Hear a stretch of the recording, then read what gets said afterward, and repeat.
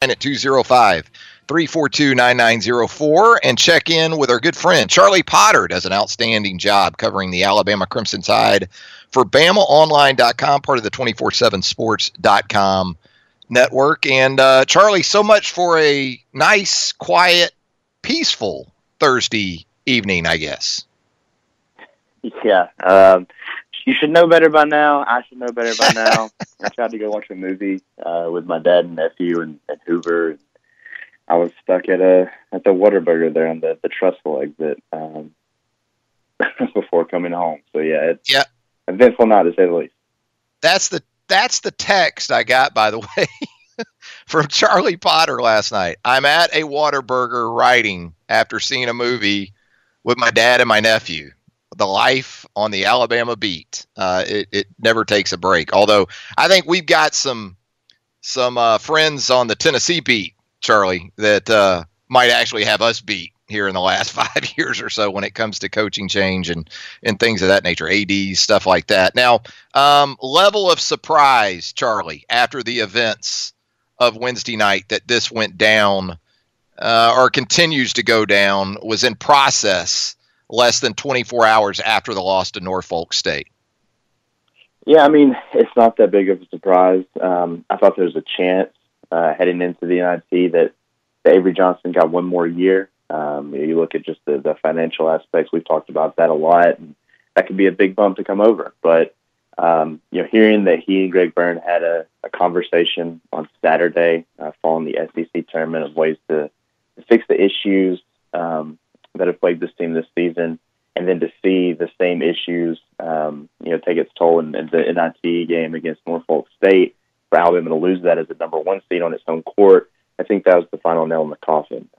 You saw the lack of energy, the lack of effort, the inconsistencies we've seen all year, and that's something that is not going to excite fans for next season. You got to look at this also as a business, and if you have a little more than 2,000 fans, at least that's an announced attendance at Coleman Coliseum, and then they see the same thing they've seen, toward the end of this season that kept Alabama out of the big dance.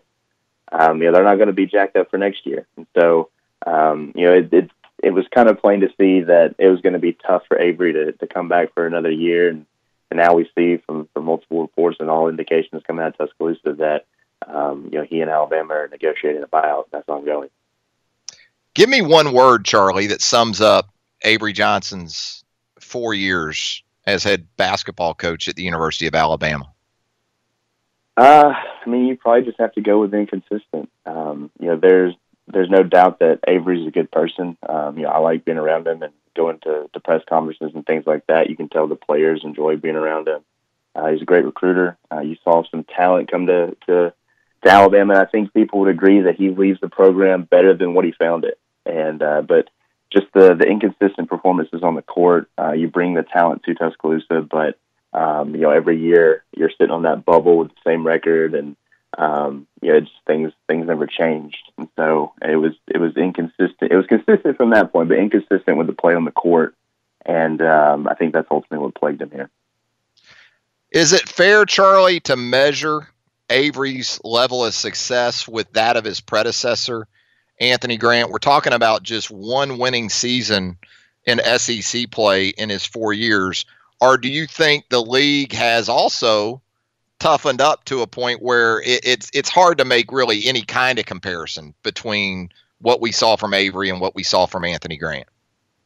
Yeah, I think that's a good point, because the SEC is back. It's tough. You're seeing 7, 8, 9 teams from the league go to the NCAA tournament, and that wasn't the case a few years ago. And so I think it is tough. I also think that Anthony Grant and Avery are kind of opposites in the fact that Anthony Grant got some talent to Tuscaloosa, but not quite the scale that Avery Johnson did. I mean, you obviously have a lottery pick in Colin Sexton and several guys that they're going to hopefully look to develop and be cornerstones of this program next year. And I think that Anthony Grant's probably a little bit better X's and O's coach to an extent, and I think it's like comparing apples to oranges, and the league has a lot to do with that. That's a good point that you brought up. But I think just stylistically, the coaches are so different, and it's going to happen. I mean, you look at the records; it's just what you're going to talk about, during the coaching turnover and things like that. But they're pretty different guys, that's for sure. Yeah, I think something that Avery was championed as being a part of the leading edge of 4 years ago, and that was an improved coaching roster in the SEC. He ultimately may have fallen victim to.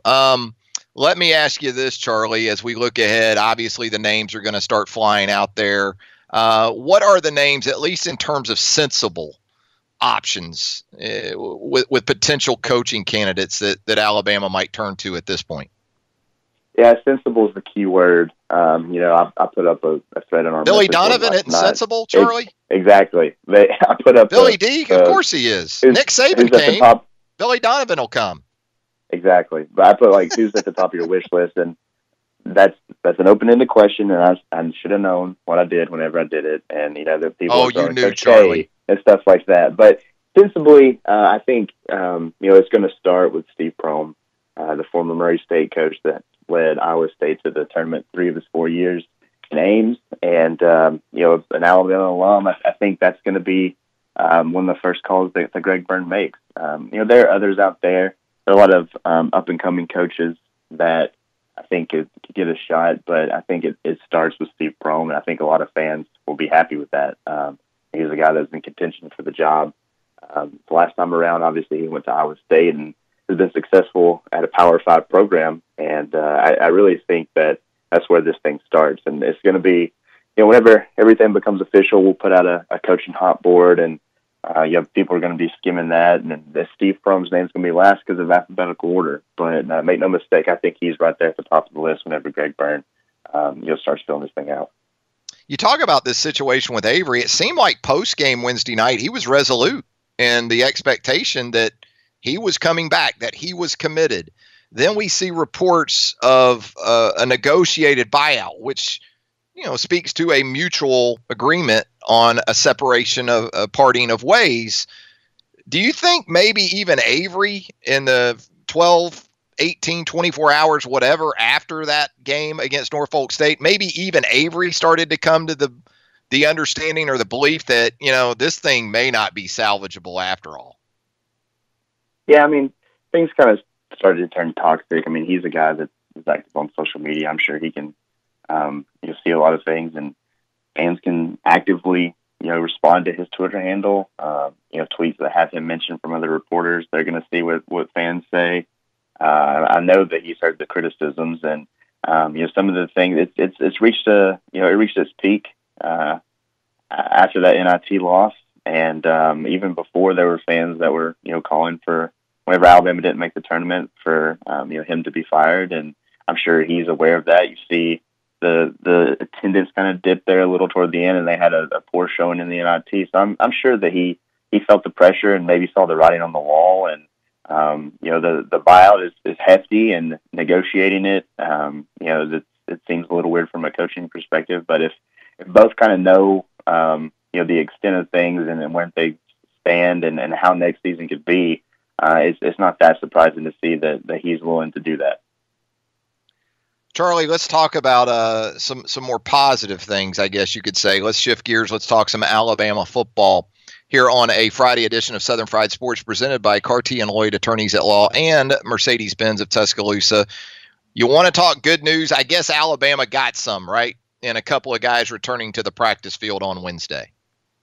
Yeah, for sure. And, it's been like I watch around here, and he was at Alabama's pro day, but that doesn't necessarily mean anything. But we saw him at practice, and, he was going through drills and just out there like normal, the back of the inside linebacker line after missing the first 2 days. And that's big news for a position that's thin, and, looking to replace a starter, Mack Wilson, opposite of Dylan Moses. And he's obviously going to be in a situation to do that. That's really big for Alabama on defense and his depth at linebacker. And then another one at another thin position, especially this spring, is Kedrick James. He's a guy that's going to miss the first 4 games of the season because of the suspension that he obtained during the postseason. And but it was a question that a lot of us had as to at least why is he not out there on the field, because Deontay Brown's kind of in the same boat, facing a similar suspension, even though I don't think it's official yet. And he just wasn't out there. Now he was. You're working the back of that line again on his first day of practice, and that helps out a position group of losing two starters and Hale Hinchis and Irv Smith Jr. That needs some bodies over there just to do some drills. Really, you look over there and it just kind of seemed like there were 3 or 4 guys just going through the drills over and over again. But both of those guys help some positions that have depth concerns, and that's good news for Alabama. Anytime you can get a couple of guys back that can probably contribute whenever they're able to get on the field. A guy that has become a real challenge for beat writers,